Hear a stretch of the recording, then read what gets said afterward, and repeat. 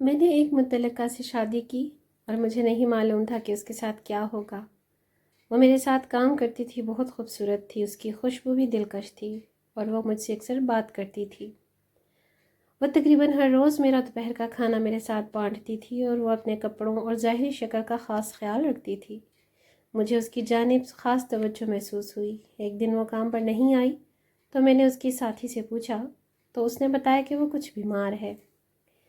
میں نے سوچا کہ میں اس کے گھر جا کر اس کی خیریت پوچھوں گا، لیکن میں یہ سوچ کر پریشان تھا کہ میں کس بہانے جاؤں۔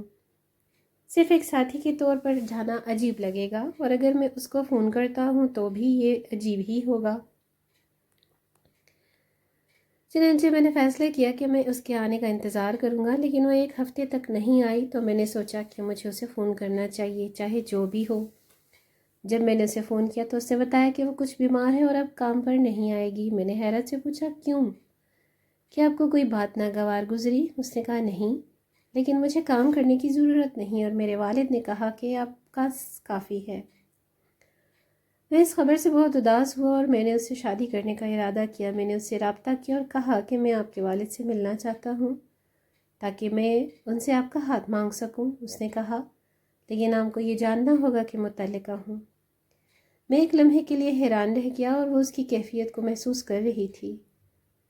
اس نے کہا کہ یہ آپ کے لیے کوئی اہمیت نہیں رکھتا، جیسے ہم نے کبھی ایک دوسرے کو نہیں دیکھا، اور پھر اس نے فون بند کر دیا۔ میں نے اس بارے میں پورے دن سوچا اور مجھے کوئی نتیجہ نہیں ملا۔ میں نے اپنے ایک دوست کے ساتھ بیٹھ کر اس معاملے پر مشورہ کیا۔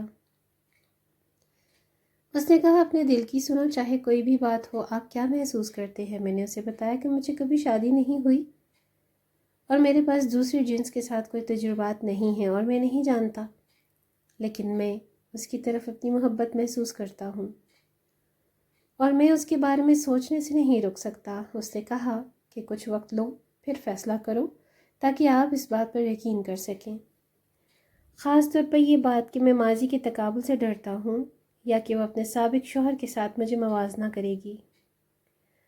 اور اس کے اخلاق کے بارے میں اسے اپنے کام کے دوران جانتا تھا اور مجھے اس سے کبھی کوئی برا سلوک نہیں نظر آیا۔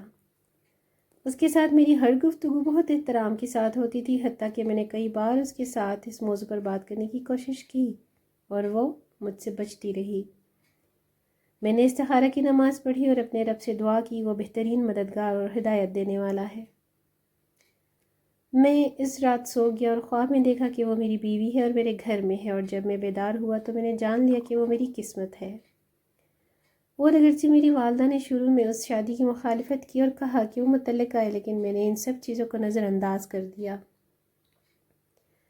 میں اس کے والد کے پاس گیا اور ہم نے نکاح کر لیا اور شادی کر لی۔ شادی کے بعد میں نے پایا کہ جو کچھ میں نے سوچا تھا وہ سب غلط تھا۔ وہ بہت محبت کرنے والی تھی اور میری والدہ کے ساتھ ایسے سلوک کرتی تھی جیسے وہ اس کی اپنی ماں ہو، بلکہ اس سے بھی زیادہ۔ وہ خاموش، صابر اور بردبار تھی، اور اگرچہ میری والدہ ایک بڑی عمر کی خاتون ہے اور جلدی غصہ کر لیتی ہیں، لیکن وہ ہمیشہ ان کے سامنے صبر کرتی تھی اور ان کا سر چومتی تھی۔ حالانکہ میری والدہ نے خود اس کے ساتھ غلط سلوک کیا، لیکن وہ ہمیشہ برداشت کرتی رہی۔ ہمیں 2 بیٹے اور ایک بیٹی ہوئی جو اپنی ماں کی طرح بہت خوبصورت تھی۔ اللہ کا شکر ہے، جیسا کہ میرے دوست نے کہا، جس سے آپ ڈرتے ہیں وہ سب بہتر ہوتا ہے۔